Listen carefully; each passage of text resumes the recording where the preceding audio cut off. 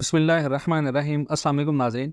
8 अप्रैल 2024 हमारी जो वीडियो का टॉपिक है वो बेसिकली शहबाज शरीफ साहब के विज़िट से है सऊदी अरब से, क्योंकि सऊदी अरब पाकिस्तान के अंदर $1 बिलियन की इन्वेस्टमेंट और शहबाज शरीफ पर ये $1 बिलियन की इन्वेस्टमेंट क्यों हो रही है। पाकिस्तान का हर वज़ीर आज़म बनने के बाद सबसे पहला सऊदीया का दौरा ही क्यों करता है, और पाकिस्तान में आखिर ऐसा क्या है कि आखिर शहबाज शरीफ साहब को सऊदी अरब जाना पड़ गया, और मईशत में पाकिस्तान की बड़ा सरप्राइज़ क्या होने वाला है। शहबाज शरीफ साहब सऊदी अरब आपको पता है रवाना हुए, पहुंच गए, और इस मुल्क का इंतखाब क्यों किया।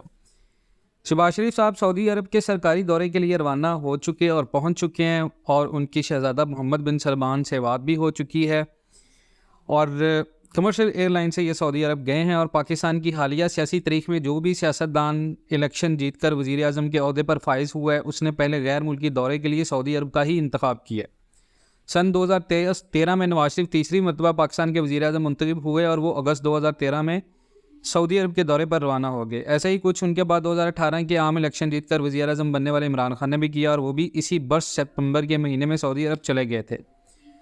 अब सवाल ये कि मामला ज़ेरे गुफ्तगू आएंगे। पाकिस्तान वज़ीर आज़म पहले गैर मुल्की दौरे के लिए सऊदी अरब का इंतखाब क्यों करते हैं। देखिए जी, सऊदी अरब पाकिस्तान का स्ट्रेटजिक और मुआशी पार्टनर है। वहाँ मुसलमानों की 2 मुक़द्दस मसाजिद भी वाक़ हैं। पाकिस्तानी रहनुमाओं की या कहने की ये खासियत है कि इक़्तिदार में आने के बाद वो पूरी मुस्लिम उम्मा के लिए यकजहती का इजहार करते हैं, और ख़ुसूसन सऊदी अरब के स्टेबिलिटी और सिक्योरिटी की हिफाजत का अज़म करते हैं। उसके बाद अगर आप दूसरी बात करें कि पाकिस्तानी सियासतदान और जितने भी फ़ौजी हुकाम हैं वो आमतौर पर सऊदी शाही ख़ानदान से अपने सियासी तल्लुकात मजबूत करने के लिए सऊदी अरब जाते हैं। इक़्तिदार में आकर सियासतदानों का सऊदी अरब जाने का एक मकसद ये भी होता है कि उम्रा और ज़ियारतें करके मुल्क में अपनी कबूलियत बढ़ाई जा सके। और 8 फरवरी के इलेक्शन के नतीजे में शहबाज शरीफ पाकिस्तान के दूसरी मरतबा वज़ीर आज़म मुंतखब हुए हैं। इससे पहले वो तकरीबन 16 महीने मुल्क के वज़ीर आज़म रह चुके हैं।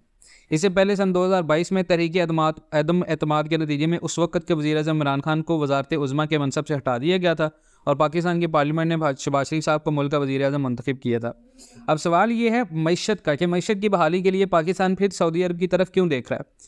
सऊदी अरब का शुमार उन मुल्कों में होता है जिनके पाकिस्तान के साथ दहाइयों से अच्छे तल्लुकात भी हैं, और यही वजह है कि मौसी बहरानों के दौरान लोगों को ये उम्मीद होती है कि सऊदी शाही ख़ानदान मुसीबत के वक्त पाकिस्तान की मदद करेगा।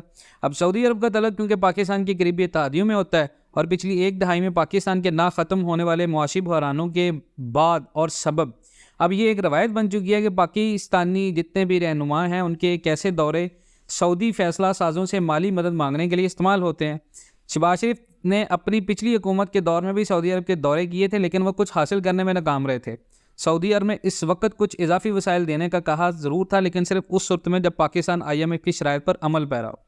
तो क्या इसका मतलब ये लिया जाए कि सऊदी अरब की तरफ से पाकिस्तान की माली मदद के लिए अब कुछ शराइत रख दी गई हैं।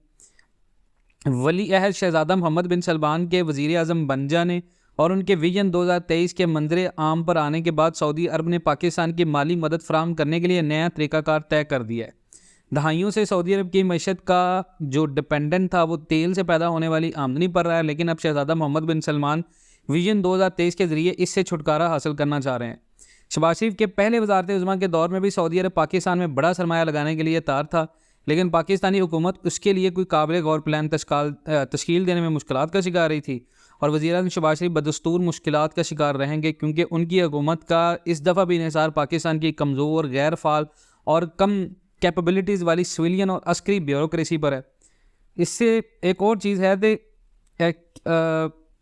शहबाज शरीफ और पाकिस्तानी फ़ौज का मसला ये है कि उनके पास बदले में सऊदी अरब को देने के लिए कुछ नहीं है। ख़ुसूसन यमन के तनाज़े के दौरान पाकिस्तान के वहाँ फ़ौज ना भेजने के फैसले के बाद इन तल्लुकात में पाकिस्तान की दिफाही सलाहियत वाला मामला अब इतना अहम नहीं रहा, क्योंकि 2015 में यमन में ईरान की हमायत याफ्ता हौजियों के खिलाफ जंग में सऊदी अरब ने पाकिस्तान से अस्करी मदद की उम्मीदें वाबस्ता कर रखी थी, लेकिन उस वक्त पाकिस्तान की पार्लियामेंट ने इस जंग का हिस्सा ना बनने का फैसला किया था। और हाल ही में सऊदी अरब और ईरान के दरमियान तल्लुकात की बहाली के बाद पाकिस्तान ने अपना मज़ीद असर और रसूख खो दी है। तो अब माली मामलात पर बात शराइत के साथ ही होंगी, और किसी भी किस्म की माली मदद के लिए पाकिस्तान को सऊदी अरब को ही राज़ी करना होगा, जिस तरह वो IMF को करता है। और दूसरा ये है कि पाकिस्तान में अगर आप देखें तो $1 बिलियन की जो इन्वेस्टमेंट आ रही है रैकोडिक प्रोजेक्ट में, तो सऊदी अरब उसमें पाकिस्तान से 50% शेयर ले रहा है, जिसमें कहीं ना कहीं सऊदी अरब का ही फ़ायदा है, और पाकिस्तान को उसकी रेवेन्यू का कहीं दूर दूर तक इतना ज़्यादा असर नज़र नहीं आ रहा। मज़ीद आप इसके बारे में अपनी कमेंट सेक्शन में राय का इज़हार करना चाहते हो तो आप कर सकते हैं। बाकी इंशाल्लाह मिलते हैं नेक्स्ट वीडियोज़ में, तब तक के लिए अल्लाह हाफ़िज़।